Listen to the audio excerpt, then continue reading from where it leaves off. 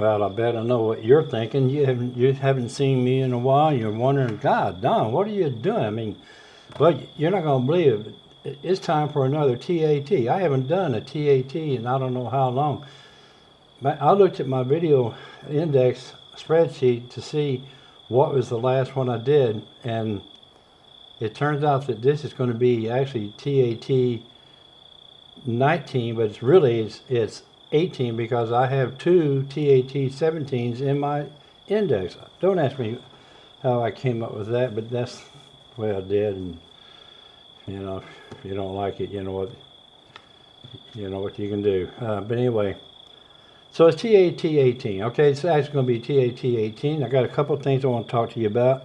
I want to talk about the election. I want to talk about rental deposits. I want to talk about crime here in Ecuador. I want to talk about Airbnb and about me blending in, okay?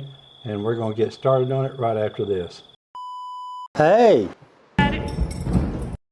Roger! Oh, Rocket Chick Roger! Hello there.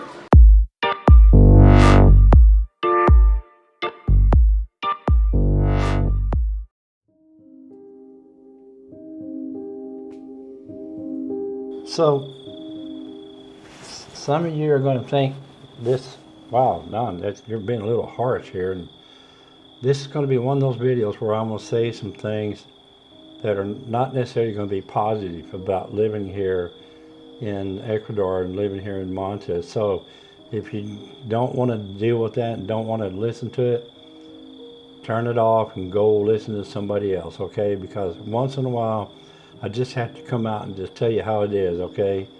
And you know how it is with this channel. There's no rainbows and glitter farts on this channel. I'm telling you exactly the way things are, okay? And as you know, I don't give advice. I just share my experiences and share what little bit of pea-brain knowledge I have. So anyways, let's get started. I want to talk about the election. The election, as many of you probably know, there was no clear winner between Noboa and Luisa. Noboa, well, neither one got 50% of the vote, so they had to go into a runoff. So now I think April 13th is going to be the runoff between Danielle Noboa and this Luisa. I can't even pronounce her last name. All I know is that she is a very much a Cordiesa, and what kind of frightens me about it, the whole election, is that most of Mana B is for the Luisa, okay, and not for Noboa. And what disappoints me about Noboa is that he's not getting out there and campaigning. You drive up and down the streets here in Monte and you see Luisa's posters everywhere. You know, if she wins, I want to say she deserved it, because she looked like she's really working hard to get herself out there. And I don't know that there'll be any real impact to us as expats. Maybe it'll be better for the locals. At least they think it will. If she gets elected, I personally, I don't really care, to tell you the truth, as long as I can still live here and my money is safe here and my money is safe back home. And that's about as far as I'm going to dive into this subject, okay? So we'll know after April 13th, we'll have a new president, and it's either going to be Noboa or it's going to be Luisa. Now, the other thing I want to talk about, I don't think I've ever mentioned this before, but this is a terrible thing that happens here. Rental deposits. This country is getting a notorious reputation for not returning rental deposits. I'm not going to mention any names of any properties or anything. I can't do that, but I don't want to get my ass sued off, because this is such a lawsuit happy country when it comes to defamation of character and that kind of stuff. I'm hearing way too many stories from people in the last year or so that have rented property here in Manta and in Cuenca and in Quito, and when they decided to move on and go somewhere else, they didn't get their deposit back. It seems like the landlords are getting notorious for conjuring up ways to keep your deposit. I don't think they, I'm sorry, if they, I don't think they have a escrow system here like we do in the States where renter or landlords have to put your deposit in an escrow account. I'm not sure if that's nationwide, but I know my state where I came from, it was required. And boy, you better have a damn good excuse for not returning the deposit. So there's two ways to deal with this here, and this might come across as advice, but really it's my recommendation that if you get into a negotiation session with a renter, number one, make sure you get everything in writing. Number two, don't pay a deposit. Just say you're not going to pay a deposit, and that's all. And they'll either rent it to you or they won't. Or number three, you can say, okay, I'll pay the deposit, but my last month here is going to be in lieu of that deposit. And you know, they'll either take it or leave it. There's lots of rentals. So, you know, I'm ashamed on you people, you Ecuadorians that landlords, you know, property owners who want to rent your properties out to people, especially expats, and you think that it's okay for you to keep their deposit.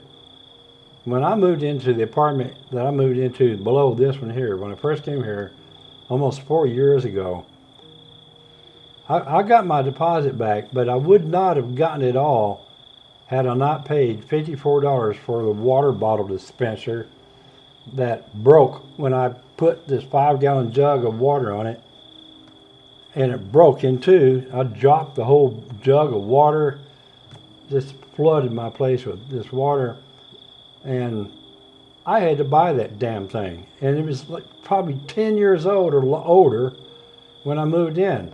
And my leasing agent, whose name I won't mention, but said, "Oh no, you got to pay. You have to replace that, and or it'll come out of your deposit." I ended up replacing that piece of crap. It cost me $54. But when I moved out, I did get my deposit back. I think I had the best landlord today that anybody could want. And I feel reasonably sure that if I had to tell her today that I was going to leave, she would give me my deposit back. But I'm telling you folks, there are people around here, I can introduce you to no less than 5 people right now, introduce them to you. They got screwed by landlords out of their deposits for no reason. So think about that when you come here and you want to rent an apartment. That's something you're going to have to deal with. Number 3, crime. Crime's on the uprise here. It's out of control. It's mostly gangster crime, but there was an assassination the other day in Guayaquil of the commander-in-chief of the armed forces here in Ecuador. Was assassinated on his way to Manta. He was coming out of Duran, which is a suburb of Guayaquil. Don't know why he wasn't in an armored car or had protection or Secret Service or something. Who knows? All I know is that he was assassinated. Then I saw a report this morning as another example. Somewhere down in that same region, 2 guys walked out in the water on the beach and just started shooting people. Killed one person. That was in the news today. There's been a record 55 children killed this year here in this country in senseless gangster warfare. And there's been a number of women killed. But last month was a record high here in Manta for the number of murders. 30-something murders here in Manta alone.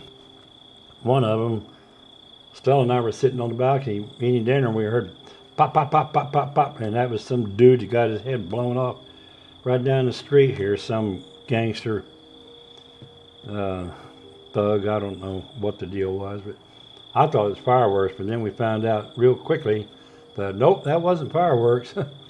That was somebody being shot to death over here, just right up the street here. The other thing I want to talk about is Airbnb. It's no secret how I feel about Airbnb. I think you suck. I know there are lots of people that give all kinds of praise about how great they thought Airbnb was. Maybe in your country, but here in Ecuador, Airbnb is, you're going to get what you're going to get. And don't depend on everything that you see in writing on their site about any particular property. If you're looking at an Airbnb in Manta, for example, and you want to know anything about it, give me a call. Let me know. I'll check it out for you. You know, I may know something, I may not. But I'm familiar with most of these locations that you see on Airbnb. My personal experiences with Airbnb has been horrible. Even when I lived in the United States, I had a neighbor that decided to turn her property into an Airbnb. We're living in a 55 and older community. They were renting it out to teenagers and drug dealers and drug users and pushers and, geez, all kinds of crap people coming in there. And we finally had to get the board to get after this property owner and tell her this is not going to be allowed. And of course she got mad at me and took it out on me, but I don't care. I came back home from dinner one night and there were two girls fighting in the carport driveway next door to mine. And of course I had asked them, what the hell are you guys doing? And their answer was, Airbnb. But anyway, got them out of there. But here in Ecuador, two of my worst experiences with Airbnb were right here in Manta.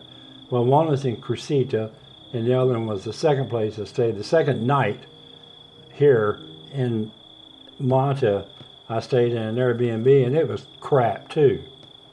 And I gave that person a good write-up, and yet she tore me up. Then the third time I tried to get an Airbnb in Cuenca, I had one person turn me down and said they didn't want any trouble. All because of this write-up from this asshat woman living here in Manta that rented me her place in La Viga. So, caution. Airbnb. If you're looking at Airbnb in Ecuador, do it with caution. Read all the reviews. And if you're looking for one here in Manta, and you want to know anything about the location or anything, let me know. Send me a message. I'll find out for you. The place that I had in Crucita, the whole time, all the pictures were of the condo and the building. Nothing from the neighborhood. When we got there, we felt like we were in a war zone. That's Crucita for you. That's the way I feel about Crucita. Looks like a war zone to me. That's just my opinion. So, and then the last thing is I got a little short video clip here to share with you about me blending in. Okay?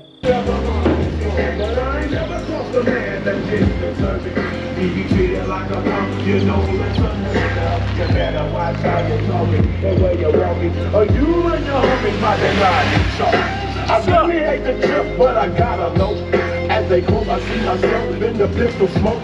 Boom, I'm the kind of dude, a little homie, going up and like on my knees. Was that the grumpy old gringo?